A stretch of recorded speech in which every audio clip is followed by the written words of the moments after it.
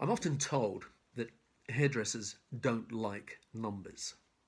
I don't really think that that's the case. I think that they like numbers when it suits them. For example, 20 vol, 12%, 10 stroke O, depth of a level 5. You see, they're all numbers, and any competent hairdresser understands what it is that you're talking about. Numbers like that are for the purpose of measuring the strength of peroxide, or choosing a colour, or identifying a depth of colour. And if you were anything other than a hairdresser, those numbers would mean absolutely nothing to you. You see, numbers are a language. To an accountant, numbers like that, the numbers that we use in hairdressing, are completely nonsensical and meaningless. Unfortunately, for some hairdressers, the use of numbers in business are equally as nonsensical. But just like you learnt the language of numbers in hairdressing and what they mean, you can just as easily learn about the numbers in business and what they mean. You see, you have no right being in business if you're not prepared to learn the language of business, and that language is ultimately going to be about numbers.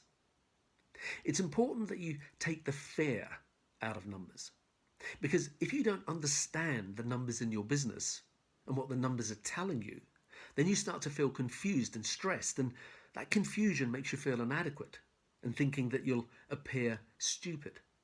So what happens then is that people often end up pretending that they understand when in reality they don't. And as a result, they start to make bad decisions because their decisions then are being based on emotions and not based on facts. Over the years, I've met many salon owners that work on the basis of, I just work flat out all day, every day, and hope there's enough money at the end of the week to pay all the bills. And while often that system, as naive as it is working for them, it will only take them so far. So it's not a financial strategy that really makes any sense. As a hairdresser and former salon owner, I used to turn numbers into graphs. That way they made sense because I could see the patterns, I could see the trends. I could see what and who was going up and what and who was going down or perhaps plateauing. See, a graph is a picture that represents what the numbers are saying. And hairdressers are very visually orientated people, so turning numbers into a graph is often a more visual way of getting the information across. And maybe it's just me, but when you have a graph and you see that the line is going up, I get excited because unless that line is measuring debt, which you don't want to be going up, then an upward trend is definitely your friend. Numbers are telling you a story. Numbers are telling you what impact the actions and behaviours you and your team are taking are having on the business.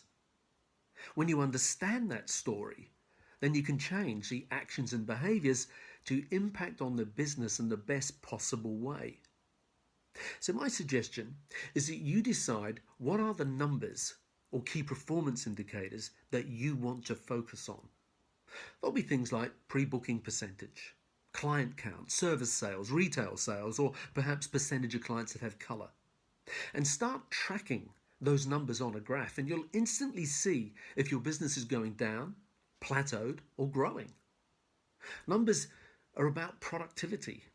Numbers are about growth. People grow and businesses grow. And the numbers are just telling you the facts, the results of what is happening. So thank you for watching, and if getting your head around salon numbers is important to you, then perhaps one-to-one coaching with me would help you to get some clarity.